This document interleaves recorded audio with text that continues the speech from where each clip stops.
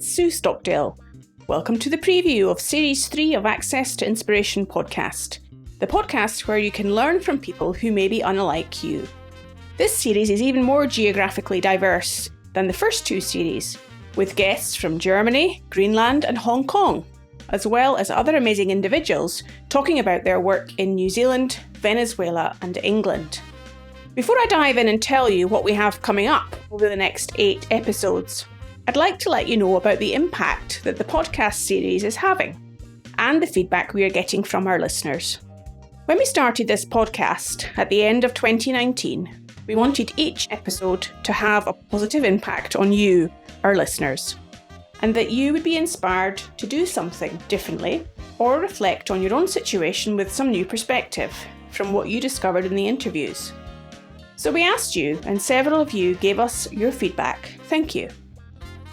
I spoke to 2 listeners in particular to hear in their own words how it has impacted them.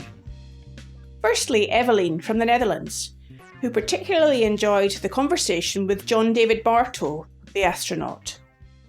So I've been thinking about it because there were a lot of little bits of inspiration that I got from the podcast. I loved where he talked about dinner tables when he was growing up and how when there was a question, someone would run and grab the encyclopedia and they would all figure it out as a family. And I just loved that sense of curiosity and that sense of family, like bringing those two things together. And I thought, I want to use that more. So I've been trying to incorporate that also in my homeschooling, but also even at like dinner table conversations. I have a 4.5-year-old. She's constantly curious about life, but there are so many things that my answer to her is, I don't know. I don't know the answer to that. So then not just stay there, but actually like, okay, let's figure this out together. And it's brought like a whole new energy also into our learning and growing together, which is really, really neat. I think a lot of things were unexpected. To be honest, like I'd never really even considered what kind of people go into becoming an astronaut, what kind of people choose that as a career or as a profession.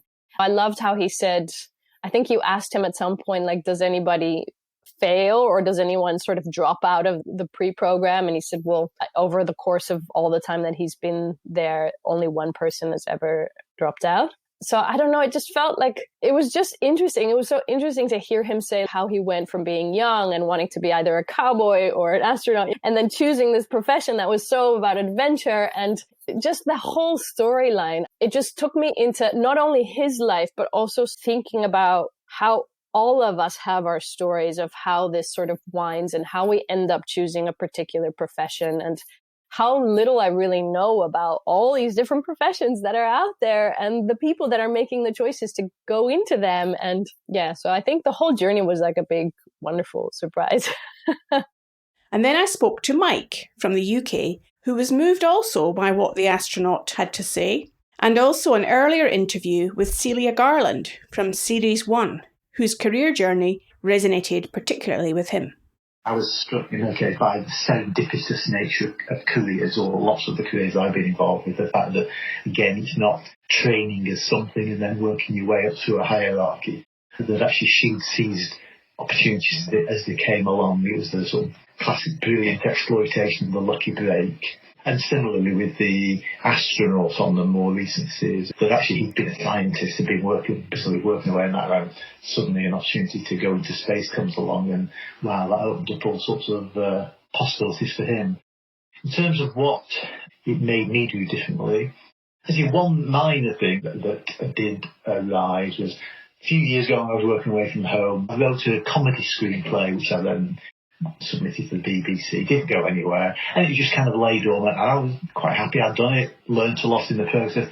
Actually, listening to, I forget which one of the Access to Inspiration podcasts it was, made me think I ought to do something more with it. So I did since sent it to a friend of mine who's a writer, and she gave me some very useful feedback. And yeah, so that was one of the specifics that it triggered in me. So something more concrete that came out of it, the astronaut guy, the notion of acting on specific simulations, which obviously is essential in the sort of area he's been involved with.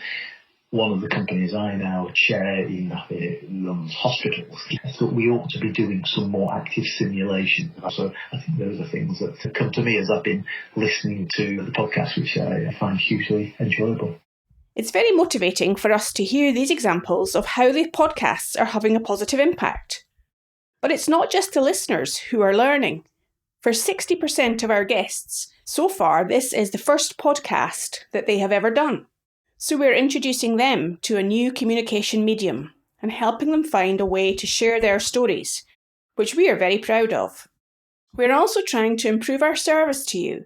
And if you haven't checked it out yet, on our website, accesstoinspiration.org, you'll find transcriptions for all the Series 2 podcasts, and the others will be getting added soon.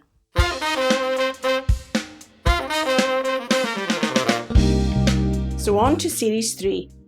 We will kick off the series talking to Sarah Lang, who is transforming the infrastructure sector in New Zealand in order to make it more representative of the world we live in today, and more appealing to a diverse range of talented people. Sarah's work reminded me of the Dalai Lama quote, "If you think you are too small to make a difference, try sleeping with a mosquito." I'm very staunch about only working in areas where I can make a difference and leaving a positive legacy. And so I think the infrastructure sector is a great way to do that. Infrastructure is not just concrete and bridges. Actually, infrastructure is built to improve the well-being of our people, and I'm very passionate about that.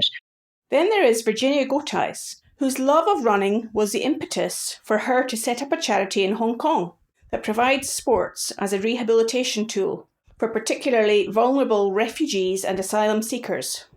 All you need is a pair of shoes in the outdoors, she says.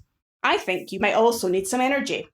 When you exercise, even very mild exercise, your cortisol levels, that's your stress hormone levels, they go down. Refugees face a lot of anxiety, a lot of depression, a lot of PTSD, and very simple exercise. Just spending some time in nature really helps to get them in a happy place.